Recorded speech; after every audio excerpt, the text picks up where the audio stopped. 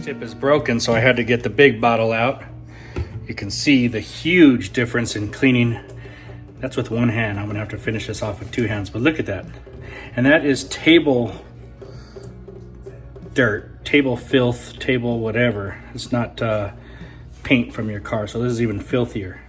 I brought a couple pads and stuff, but I found that this is the coarse cut. It's either an SPA or a Rupees, the super coarse cut. I don't know any reason why people would use this in cars, but for this application, it works good.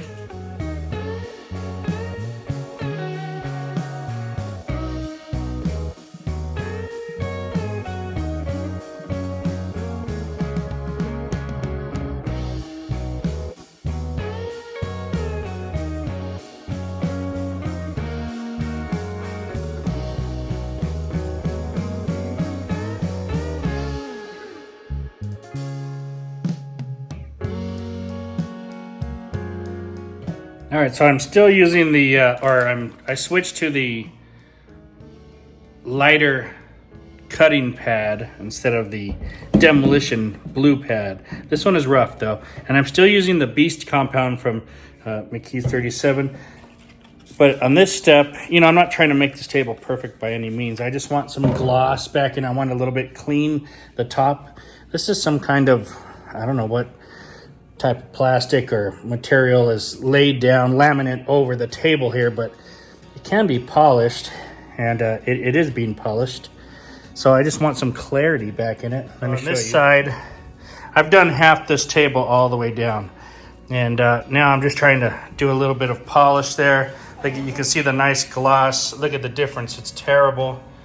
I mean, that's awful. And then over here, look at it's pretty glossy. I mean, you got some deep scratches, but we eat on this table, so we just want that gloss back. Look at that, that's awful, right? And then how nice, look at it, very cool. And we're just doing a little finishing, and I still want a lot of bite. You know, this is not a like super fine polishing step, just more bite with some finishing. I gotta go all the way down here, but you guys can see the difference.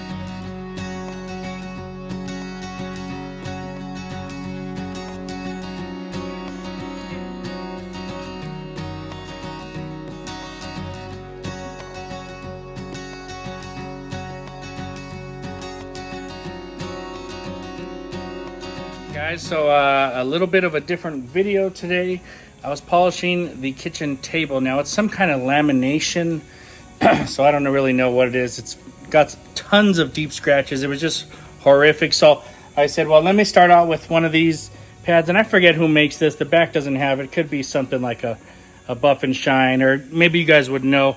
And usually this cuts pretty well, and this started to, you know, make a difference, but it wasn't cutting the way I needed it to. So we went with the real coarse. This is like the blue Rupees pad. It could be an SPTA pad.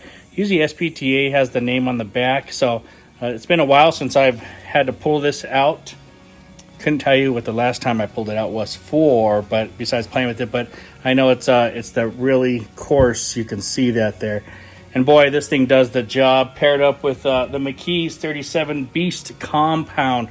Man, this stuff just digs in and finishes well. It does not dust. You know, I could have wet sanded in there. I could have got some glass polish with some glass pads, but all of that makes a mess. And we're in the kitchen. I don't want to make this big old dusty mess. So this Beast compound just keeps going. It works a long ways. It doesn't dust up everywhere. And it just keeps working and working and working.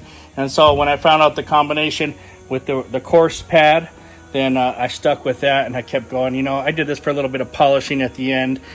Doesn't make much difference. Brings out the gloss a little bit better, but you know, there's still lots of deep scratches in there.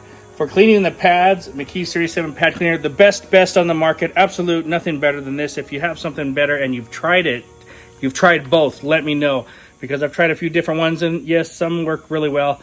This works the absolute best.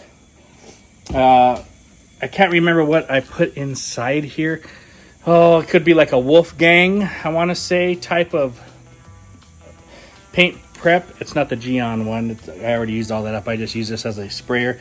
But I forget what's inside there now, so that's of no significance. And we use the cordless Beast. I used all one battery. I have another battery charging over there in the corner, but I just wanted to go until one full battery died, and then that's my excuse to stop polishing on that table.